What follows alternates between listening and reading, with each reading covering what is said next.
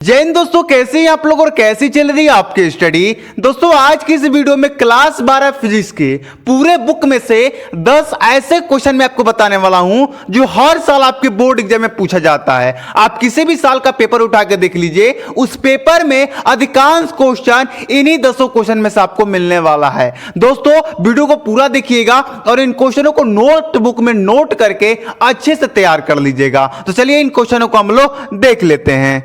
देखिए दोस्तों, पहला प्रश्न है संधारित्र की धारिता की परिभाषा लिखिए। यह चैप्टर 2 से है लेकिन बहुत इंपॉर्टेंट है। यह ज्यादातर तो अति लघु प्रश्न में पूछा जाता है। देखिए नंबर कम मिलेगा लेकिन आएगा भाई, एक नंबर के लिए कोई फेल हो जाता है, ठीक है। तो आपको छोटे छोटे नंबर से ही बड़े नंबर लाने हैं, ठीक है। तो देखिए संधारित्र की धारिता की परिभाषा लिखिए। मैंने लिखा है, पहले पढ़ूंगा उसके बाद समझाऊंगा। संधारित्र पर उपस्थित आवेश तथा संधारित्र के बीच उत्पन्न वैद्युत विभवांतर के अनुपात को संधारित्र की धारिता कहते हैं। अब इसमें समझाने की क्या है भैया, मैं ऐसे आसान आसान डिफिनेशन लिखा हूं ना, आपको समझाने की जरूरत नहीं पड़ेगी। अब ये जो सूत्र है ये भी आपको लिख देना है, C बराबर Q बटे B। C क्या है भैया, तो C है धारिता, Q क्या है आवेश, B क्या है विभवांतर। अब इस सूत्र के माध्यम से ही आप ये लिख सकते हैं। कैसे लिखेंगे ध्यान दीजिएगा। संधारित्र पर उपस्थित आवेश, संधारित्र पर उपस्थित आवेश तथा उनके बीच में उत्पन्न वैद्युत विभवांतर के अनुपात को संधारित्र की धारिता कहते हैं। क्लियर है। ये देखिए ये बहुत आसान है, इसे आप लोग 2 बार पढ़िएगा, आराम से याद हो जाएगा। चलिए 2 नंबर क्वेश्चन को देख लेते हैं। 2 नंबर क्वेश्चन है कि वैद्युत क्षेत्र की तीव्रता की परिभाषा तथा उसका मात्रक लिखिए। और ये चैप्टर 1 से मेरे अंदाज से ना आप सभी लोगों को इसका आंसर मालूम होगा, लेकिन ये इंपॉर्टेंट है क्वेश्चन, इसलिए मैं आप लोगों को प्रोवाइड करा दे रहा हूं। देखिए इसका आंसर होगा वैद्युत क्षेत्र में किसी बिंदु पर रखे, वैद्युत क्षेत्र में किसी बिंदु पर रखे एकांक आवेश पर लगने वाले बल को वैद्युत क्षेत्र की तीव्रता कहते हैं। इसे ई से सूचित किया जाता है। कोई वैद्युत क्षेत्र है भैया, उसके किसी बिंदु पर कोई आवेश रखा हुआ है।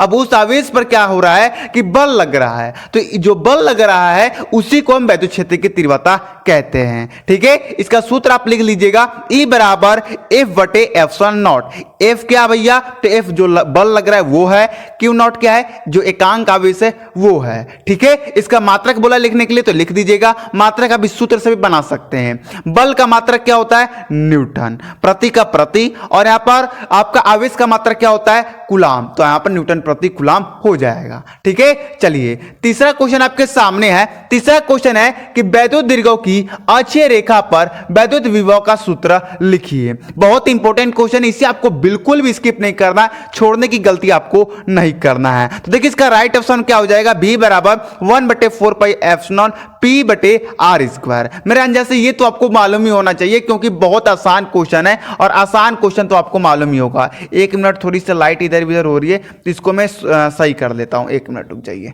ठीक है। चलिए देखिए थोड़ा बहुत डिस्टर्बिंग होता है, उसके लिए क्षमा कीजिएगा, क्या कर सकते हैं भैया, हम तो कहीं अमीर घर के हैं नहीं कि हमारी भी सेटअप लग्जरी होगी कि कोई दिक्कत ना हो। हम भी गरीब घर के हैं। मैं कभी आपको सेटअप दिखाऊंगा अगर यदि आप कमेंट करेंगे तो, ठीक है। 4 नंबर क्वेश्चन है सेल का आंतरिक प्रतिरोध किन किन बातों पर निर्भर करता है। बहुत आसान है, देखिए उत्तर लिखिएगा। पहला, सेल के इलेक्ट्रोड के बीच की दूरी पर निर्भर करता है। दूसरा, वैद्युत अपघटय की प्रकृति तथा सांद्र पर निर्भर करता है। तीसरा, वैद्युत अपघटय के घोल में इलेक्ट्रोडों के डूबे हुए भागों के क्षेत्रफल पर निर्भर करता है, ठीक है। चलिए दोस्तों जो हमारा 5 नंबर क्वेश्चन है उसे भी हम लोग देख लेते हैं।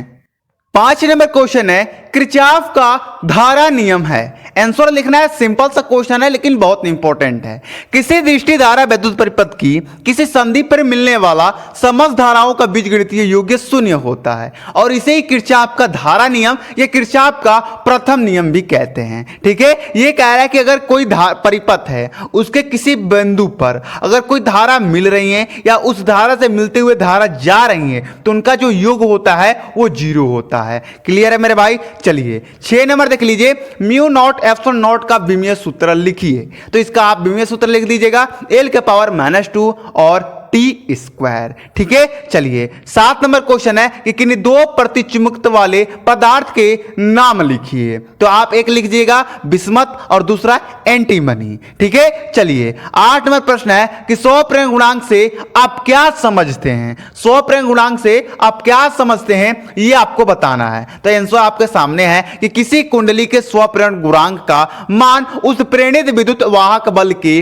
बराबर होता है। ठीक है, फिर से एक बार पढ़िए, समझ में जरूर आएगा। किसी कुंडली के स्वप्रेरण गुणांक, किसी भी कुंडली का जो स्वप्रेरण गुणांक होता है, उस गुणांक होता है उसका मान उस प्रेरित विद्युत वाहक बल के बराबर होता है जो उस कुंडली में धारा परिवर्तन के दर एकांक होने पर उत्पन्न होता है। समझ लीजिए, अगर कोई परिपथ है या कोई आपका कुंडली है, ठीक है, तो उस कुंडली में क्या होता है कि जब धारा का परिवर्तन होता है तो उससे प्रेरित विद्युत वाहक बल उत्पन्न होता है और उसी प्रेरित विद्युत वाहक बल को हम क्या कहते हैं, स्वप्रेरण गुणांक कहते हैं। क्लियर है? चलिए 9 नंबर क्वेश्चन देख लीजिए, बहुत आसान है 9 नंबर क्वेश्चन कि विद्युत चुंबकीय तरंगों का सूत्र क्या है, ये कहां से उत्पन्न होते हैं। तो भैया वैद्युत आवेश से होते हैं। ठीक है, एकदम छोटा सा आंसर था इसका। चलिए 10 नंबर क्वेश्चन देख लीजिए, और 10 नंबर क्वेश्चन है, इसका आंसर मैं नहीं बताऊंगा क्योंकि इसके लिए मैं एक अलग भी वीडियो बनाया था और मैंने कई वीडियो में इसका आंसर भी बताया आपको। तो इसका आंसर आपको खुद कमेंट बॉक्स में, मैं जानता हूं थोड़ा ज्यादा कमेंट करना पड़ेगा, आपको